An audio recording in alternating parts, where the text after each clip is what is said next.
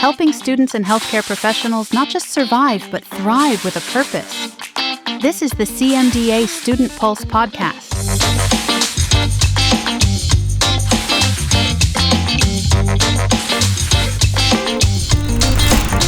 Well, welcome to another episode of CMDA Student Pulse podcast. I'm Bill Reichert, National Director for our Campus and Community Ministries here at CMDA. And my guest with me today is Dr. Katie McCoy. Welcome, Katie. Hey, thanks for having me. Well, let me give our listeners, those watching, a quick overview of your bio if they're not familiar with you already. Katie McCoy serves as the Strategy Director for Cultural Engagement, Philanthropy at Vista One Group, and a Scholar in Residence at Impact 360 Institute. Katie holds a PhD in Systematic Theology from Southwestern Seminary, where she served on faculty for 5 years. Her research includes the effects of gender ideology and the Old Testament laws on female personhood. Katie is the author of this book we'll be talking a lot about, To Be a Woman, right here. The Confusion Over Female Identity and How Christians Can Respond. And co-author of Humanity, Part of the Theology for the People of God series as well. Katie is a political news junkie and a frequent guest on Culture Friday segment of the World and Everything in It podcast. And as we were talking offline, one of my favorite podcasts, in fact, the day that we're recording this, tomorrow she'll be on as a guest as well for that segment. So Katie, welcome. Thank you for being a part of this podcast. Thank you. This will be a great conversation. It is, because this is a subject that, yes, it's in the cultural, in the cultural conversations, and it's being discussed, it's being addressed politically and all these other avenues. But, our audience are those within healthcare, especially trainees, and as they begin to understand and learn how to integrate their faith and bring their faith to bear on these very important issues that they're confronting, even in their training years. And so, just wanted you to, if you could, just to talk to these students, many of them in their early to mid-20s. Trace with me, if you could, how the culture has arrived to this point of gender confusion. How do, as I think John Stone Street likes to say, we're at this you are here moment. How did we get here? What are some of the things that got us to this point? Yeah, I like to think about this as this enormous crock pot of soup. And into this crock pot has been thrown so many different ingredients, and it's been simmering, if you will, for several decades. And then it seems as though we just happened to come upon this cultural moment that we're in overnight. But in reality, it's been brewing, it's been simmering on low, in a sense, for several decades. And so you have ideas like expressive individualism, this idea that follow your heart is not only a good way to live, but it is the only way to live, and that anyone who would disagree with your self-perception of who you are is somehow oppressing you, is somehow denying your true self, and is someone whose influence you should get rid of as soon as possible. Expressive individualism says that really your psychological self is your true self, and that your highest good is not to be fully integrated between your body and your soul, but rather to make the body match your psychological self. So especially for the people listening to this podcast, where what you are helping people do is find that whole person peace, isn't it? It's that whole person health between the body, the mind, the spirit. And the reason we need you is because we live in a fallen world where something is out of alignment, and you help us to get it back into alignment. And so what we have, though, in the last 15 or so years is this explosion of gender confusion. But not only that, we have a medical professional community, certainly mental health professional community, that has really aided and abetted that, in large part because of the ideas that we have inherited, that we have accepted as the norm. So that goes back to some of the philosophy of it, but also because of some cultural things like the explosion of technology, of social media, of students getting online and hearing that, well, if I'm a 13-year-old girl and I don't have gender joy, or I don't enjoy puberty, then maybe I'm going through the quote unquote wrong puberty. What's hysterical about that, Bill, is who enjoyed puberty? It's horrible. It's awful. And so we Right. have essentially the standard of care has been to pathologize, to medically treat as a problem something that is just a normal part of how God created us to be. Mm, So there are so many different factors, cultural, philosophical, technological, personal, and then throw in the breakdown of the family over the mm, last 60 years or so, and people have found the primary markers of their identity to be far more political than relational. And that feeds into the fact that so much of this gender conversation is politically driven, mm. more so than I think it began, at least to our public consciousness. And it's impossible to nail it down as just one thing. There are Mm. so many ingredients that have created it. Yeah, no, most definitely. And I think, students and trainees, as they're being trained, they're not obviously often being trained with this integrated approach as you talked about. You Mm. mentioned the psychological self too, and I'm reminded by, I think, Abigail Schreier's book about and she mentioned this in one of her books, the rapid onset gender dysphoria, something Yes. you talk about. Hmm. As a well, as a grandfather now of three, actually now four girls, granddaughters, Mm. and I know the social media piece has been such an integral part in kind of amplifying this gender Huge. confusion. Could you speak into that a little bit? I'd be curious to know. Yeah, so that phrase rapid onset gender dysphoria was coined by a researcher named Lisa Littman. Mm, And Lisa Littman tried to understand why have so many teens and young adults suddenly become transgender or trans identifying? Why is it that adolescents and young adults who previously expressed no sense of gender incongruity have seemingly overnight adopted a transgender identity? And to back up a little bit, we know that gender dysphoria is nothing new in mm, itself. We see evidence of it going back thousands of years. There was actually a Roman emperor yeah. who reportedly would pay a fortune to someone who could make him female and Hmm. preferred to go by Domina instead of Dominus for Lord. Well, that sounds like preferred pronouns, doesn't it? So Yeah. he effectively wanted to socialize as a female. So the concept of gender incongruity or gender dysphoria is Mm, nothing new, but statistically speaking, it affected about 1%, excuse me, less than 1% mm, of boys, biological boys between the ages of 2 and 4. They would begin to express this gender incongruity. I think statistically, most of them either grew out of it or they grew to identify as same-sex attracted men. However, in the last 15 years, the script has completely flipped. Now, all of a sudden, it is girls who have disproportionately identified as transgender. hmm. And they've done so not at a young age, but typically in puberty or Mm, even later, kind of those college years. And what Lisa Littman found is that there were three factors as to why that was. They all kind of worked together. The first was what we call pure contagion. Pure contagion is a term in the medical, or excuse me, the mental health mm, community, but we see the effects of pure contagion all the time. So anorexia is a pure contagion, mm, bullying is a pure contagion, and it effectively means simply that the beliefs and behaviors that you take on are influenced by other people. So what Lisa Littman found most strikingly, I think, was a group of four teenage girls who had this beloved high school coach and they were very close to this coach. This coach came out as transgender, so female, but self identifying as a man. And within 1 year, all of the girls did too. mm, And when a teenage girl has a close friend who uh, transitions, quote unquote, socially, uh, begins to take some of the hormonal or medical uh, treatments in gender affirming care, that teenage girl is exponentially more likely to take on the identity of her friend, to adopt it herself, to be influenced by it. Now, peer contagion is just kind of part of life. It means that you're at a point in your life where you're suggestible, you need guidance. And instead, what we have with gender affirming care is essentially allowing the patient to drive the mm, treatment.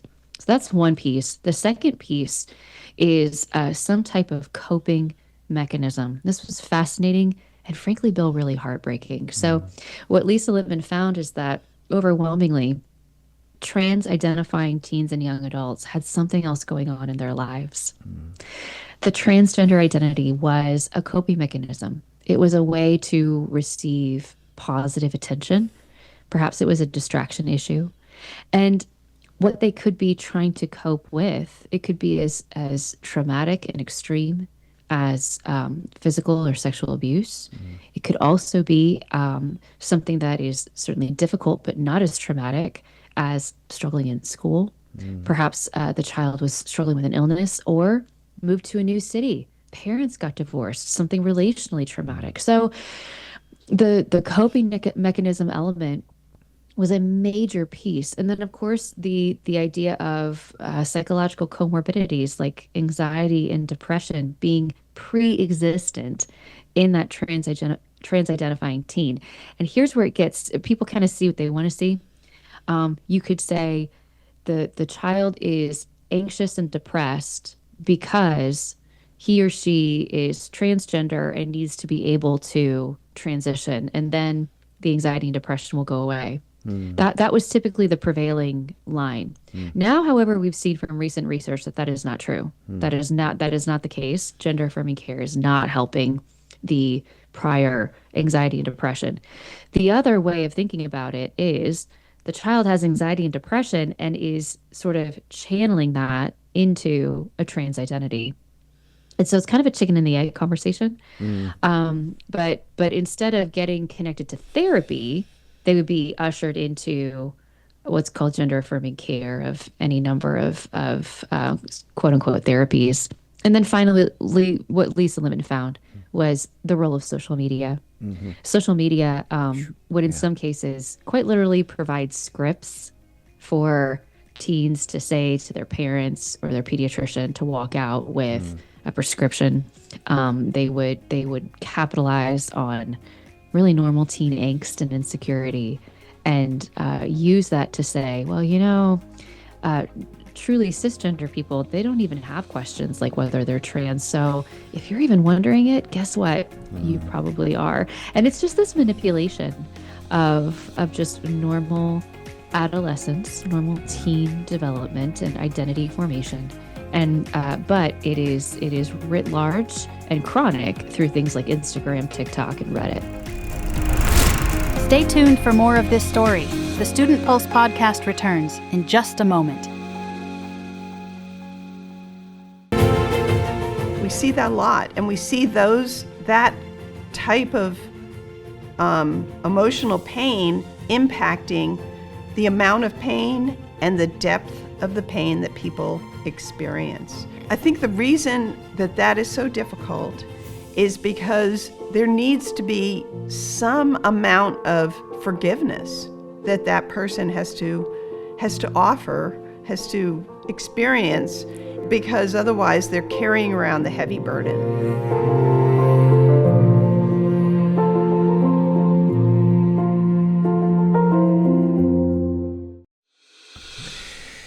Yeah, just even the change of the way we talk about it, the language, using words like cisgender too is Right.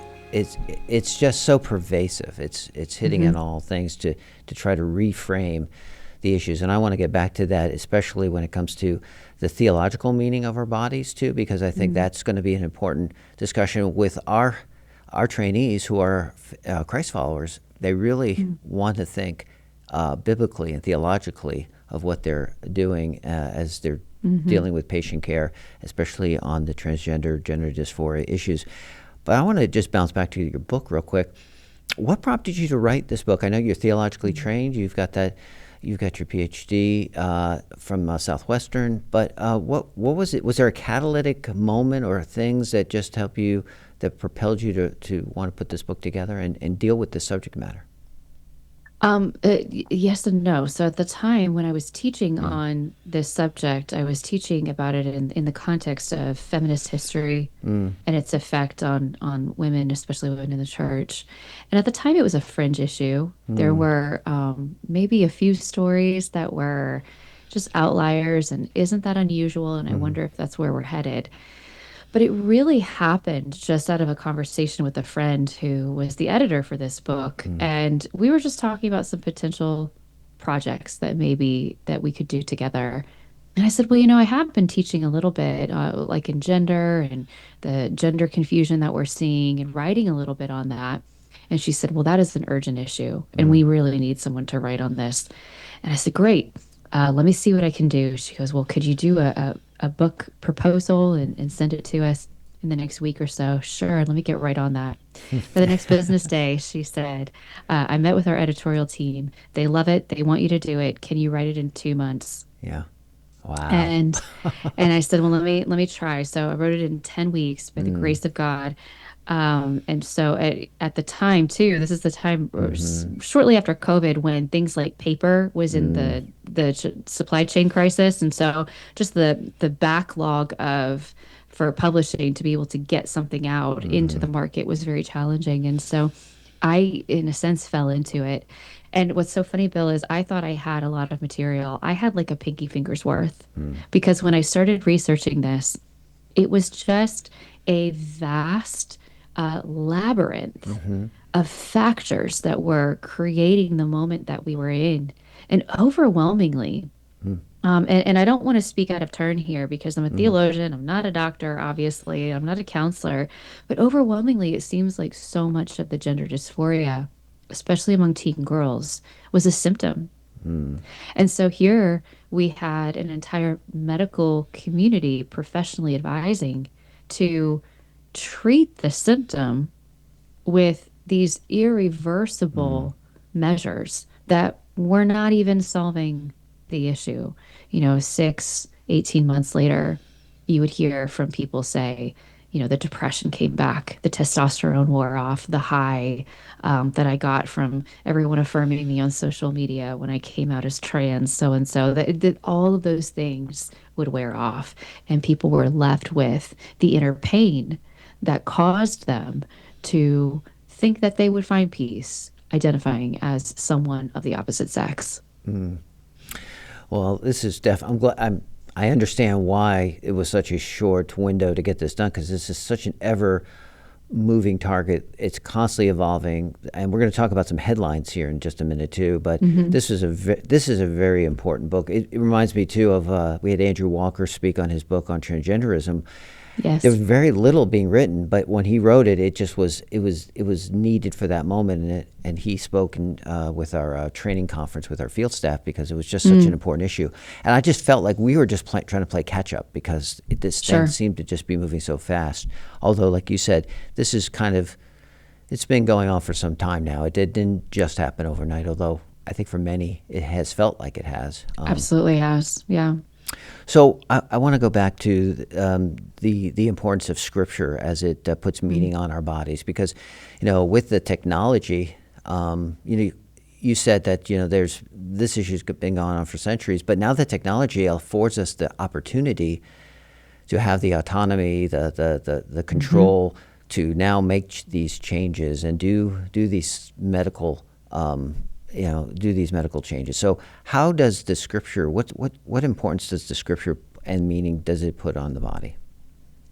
Yeah, so for that we have to go back all the way to the beginning at Genesis 1 through 3, and Genesis 1 through 2.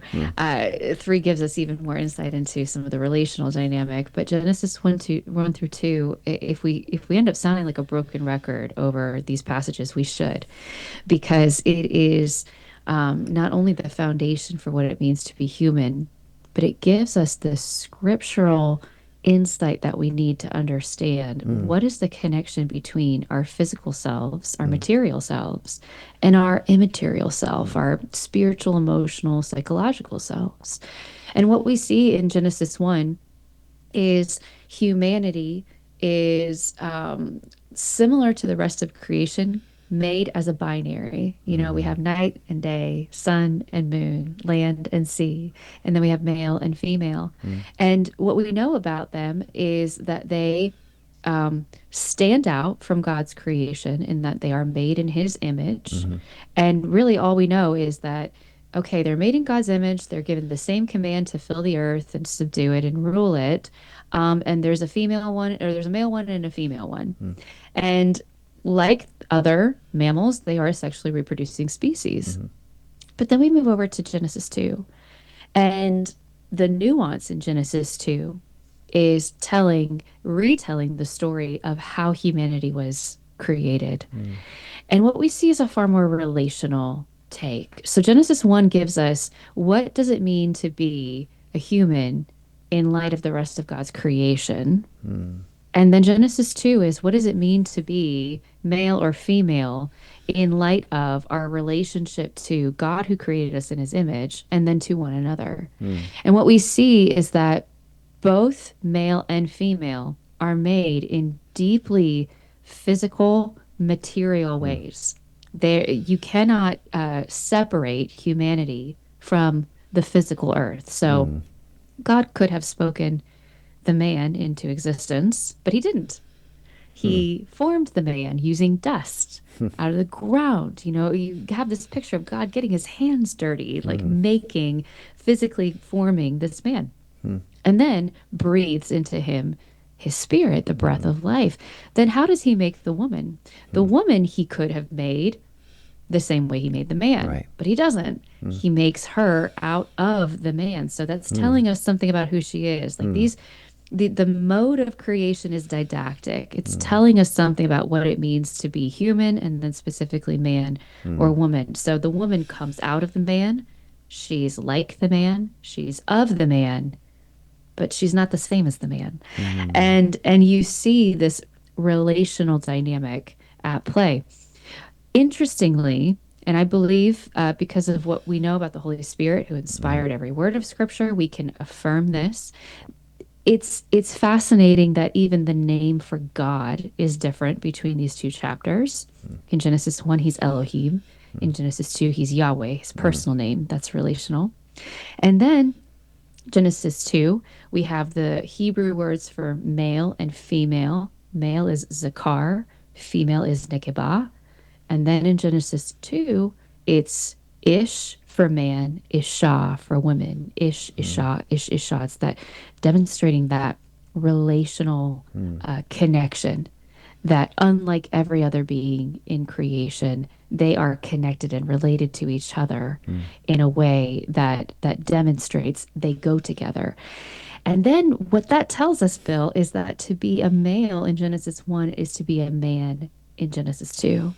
To be a female in Genesis 1 is to be a woman in Genesis 2.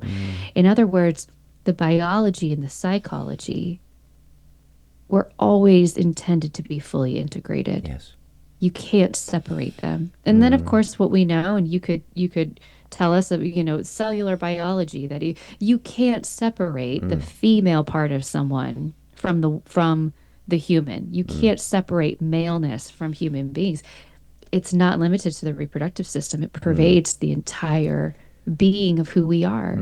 And even that is didactic because it's telling us we are whole complex beings that image a God who himself is complex, who himself is both one in three persons. And so we, as God's image bearers, have multiple aspects of who we are as human beings that are fully integrated to create one person. Now, obviously, that analogy will break down as all analogies of the triune God do. But this is how God is demonstrating to creation who he is. He's telling us who he is. And that is, as Romans 1 says, it is all to reflect the reality of God so that we see this design and say, who but a creator could have even thought this up? So male and female, man and woman. And then we can talk about this in a minute, but not only the differences, but the differences that correspond to each other for ultimately a life-giving, life-producing purpose. That's I think, having that theological framework and understanding is important. And we want our medical and dental professionals, our healthcare professionals, to think Christianly. I also wanted to address the issue of how would we encourage them to act Christianly, and that is, how do we help them come alongside somebody who is suffering and struggling with gender identity? Because, thinking about this in the manner we are, we know that, our healthcare professionals are filled and desiring to show compassion, and they want to serve their patients well. But then, of course, understanding that this issue, as you've well explained it, is yet a challenge. So how do they bring what we've just been talking about to the bedside, to those patients they're going to be interacting with? Yes. Well, as you said, to bring healing, to bring compassion, that motive is exactly right. Where it's all gotten confused is, what is the end goal? Because if the end goal of healing is a fully integrated self, a whole person, it goes back to then what is a right diagnosis of this malady. What has happened is we have culturally gotten the diagnosis wrong, and so consequently we've gotten the treatment wrong as well.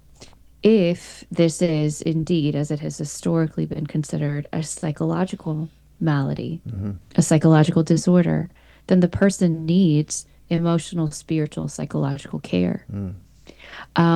If, however, they would say it's a psychological disorder, but this person actually is a man trapped in a woman's body, what is the goal there? Well, now the goal becomes not to integrate the mind to the body, but to make the body adapt to the mind, without considering what has produced this in the mind, what has created this. And so I think the first step comes with simply insisting this is a psychological disorder, one for which we must give professional care, one that we must walk with people to find healing. And fascinatingly, children who first express some sense of gender incongruity, somewhere between 80, in some cases people say 90%, but conservatively it's at 80%. They desist, meaning they stop believing that they are transgender by the time they hit puberty, and the child grows out of it. So what would happen is children would simply grow, live normal lives, and have their sense of inner identity formed relationally, because we are relational beings. As we relate to one another as male or female, we are sending and receiving those social messages.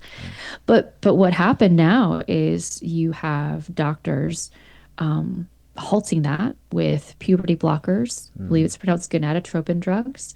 So these puberty blockers that stop the normal production of hormone. And even there, Bill, these drugs were made to heal. These drugs were made to give people with hormonal cancers a fighting chance. Yeah, but they're being used off-label now, right? Precisely. That's what they're being used for, a purpose for which they were never formed. And so, it's just one of the ways that we see in our fallen world, that which humanity can use to heal can also be used to harm. And how do we know which is which? Well, this is where we have to let our scripture guide how we are answering these questions. Is what is the human body? Is it an accident to who you are as a human being, or is it given by God? Is it part of who you are? Stay tuned for more of this story. The Student Pulse podcast returns in just a moment.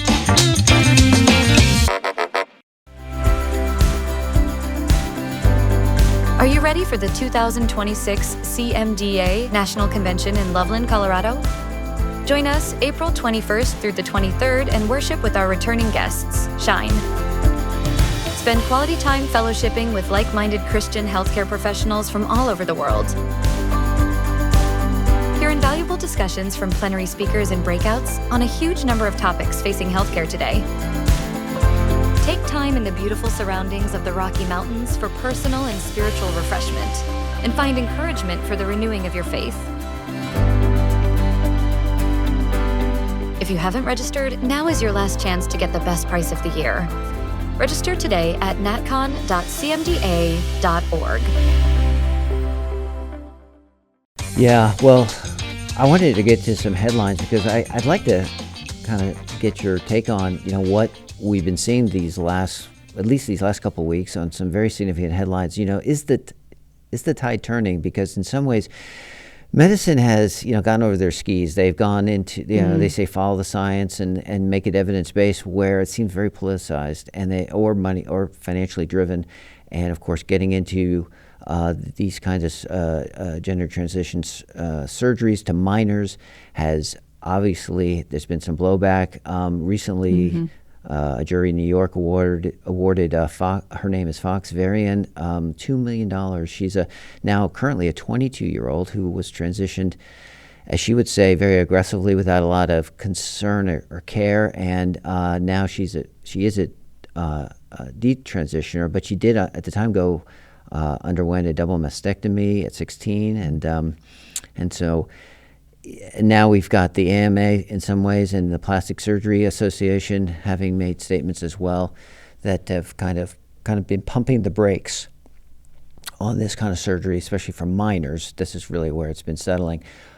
But you wouldn't have imagined having these headlines a couple of years ago. Is something happening? Are we seeing, or maybe I'm getting too ahead of myself. Maybe I'm getting too optimistic. Are the cultural tides turning? Is there a sense of, are people awakening to just how problematic these surgeries are? Yeah, I think the tide is turning, and a lot of that reflects even things like just public pressure, just normal Americans looking around saying this isn't right, and I'm not going to be, essentially bullied by a therapist or pediatrician telling me that I have to sign on the dotted line to consent to some of these treatments. The other thing, Bill, that it's worth noting is how many years were we told that these gender transition surgeries were not being done to minors, and we knew it was happening. Yeah. We knew it was happening, but just total gaslighting of the American public saying, no, it's not going on. And then what do you know? Yes, it is. And there's documentation of it. This case in New York is huge for a couple of different reasons. First of all, it happened in New York, which is, I would say, the second worst state for these policies, maybe third if you throw in Minnesota. But then second, we've all been kind of waiting and watching for this to happen, is that once a detransitioner wins a lawsuit against a medical professional, then it's all going to change. Then, and I have said it to people who had asked over the years, when do you think this will change?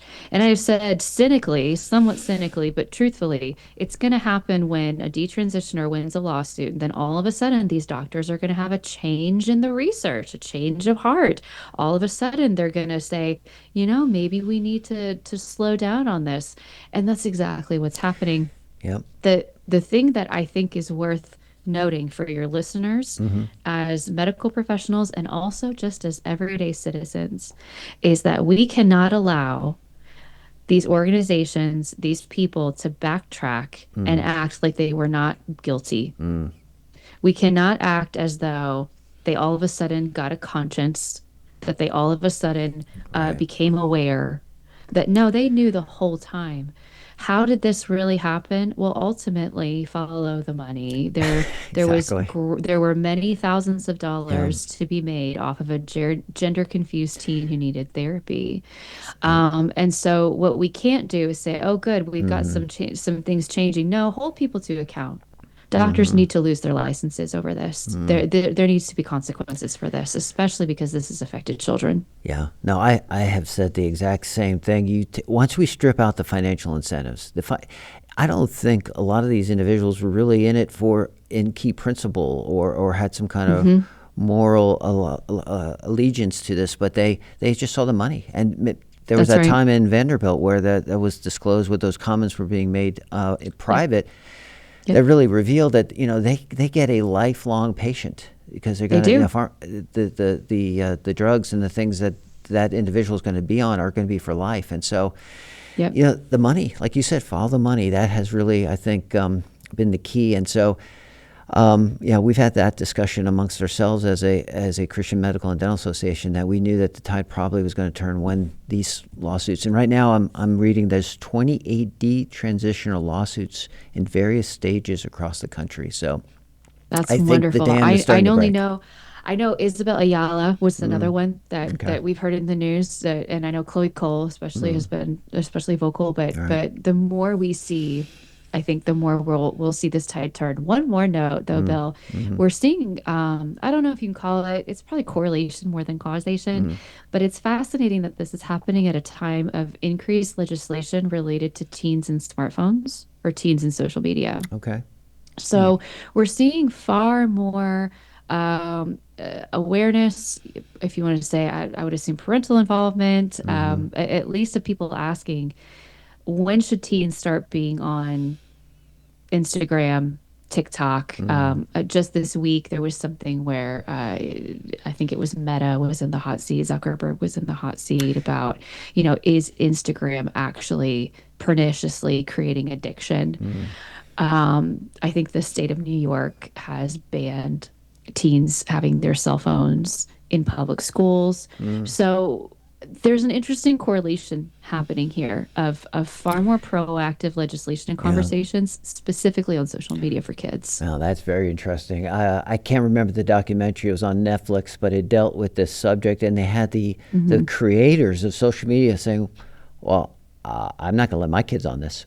The very people who were creating it were like, no, this is designed. Well, it's an attention economy. It's designed to make them constantly on their phones, and of course to persuade and to create the environment we currently have today. So right, and the algorithm that would keep feeding algorithm. you certain That's types right. of content. So yeah, down to like it notices if your pupil dilates and you stop scrolling on something. I mean, it's just it's unbelievable. But that we can't underestimate the role that has had in Agreed. why this exploded. Yeah, I agree. Well, bringing our time to a close, if there's one thing maybe you would want readers to take away from either a conversation or things that you've written about, what would you say specifically to the audience that's listening? Again, mostly medical or dental trainees, but also attendings, those within healthcare. What would you want to say to them? Well, those of you who are in the medical community, God bless you. You are on the front lines of this, and I know that I can say something from a point of research and theory, but you all are the ones who have to live that out day to day, and in some cases, to the vulnerability of your employment. Even, I hope you know there is legal help out there for you. I think about our friends at Alliance Defending Freedom, that they are more than ready to represent you if you were to ever face any kind of backlash for living out your convictions, not only theological but simply professional.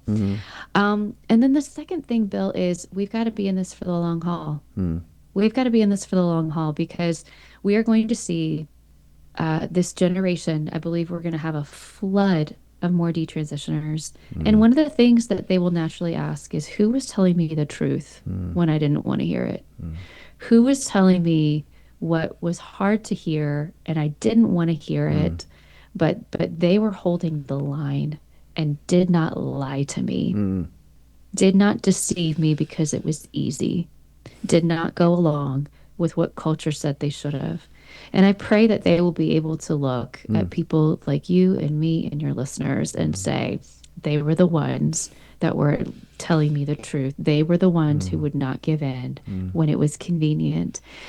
So we're going to have a generation that is going to continue to need care. They're going to, even if they detransition, that's a huge step. But chances are a lot of the issues that precipitated the gender dysphoria may still be there. They're going to need help. And they're especially going to need a place in the church. You think about so many of these that have unknown future fertility in light of the hormones, the surgeries that they received. And we are going to need to not only tell them you belong here in the family of God, but you are among brothers and sisters, and you have an inheritance better than children, Isaiah would describe. And where you fit is you fit among us. And to not only make room, but make a place for them to serve, to have contribution into the kingdom. And I think we're gonna have to sit with those questions for a little while and say, what do we do now with a generation that has been deceived and harmed, and how do we help them rebuild not only their own identity, but what it means to be part of a community? Katie, thank you. That's a good word to end on. Thank you so much for being a guest. Thank you for writing this book, To Be a Woman, and we're going to put the information on how to get that in the show notes. Again, just thank you for your commitment to this, not only conversation, but this issue, and being there, putting yourself out there. And again, thank you for being on the podcast. Thank you so much, Bill. God bless you all. You too. Thanks for watching. We'll see you next time. CMDA Student Pulse podcast is a production of the Christian Medical and Dental Associations. The opinions expressed by guests on this podcast are not necessarily endorsed by the organization. CMDA is nonpartisan and does not endorse candidates or political parties for public office. The views expressed on this podcast reflect judgments regarding principles and values held by CMDA and its members.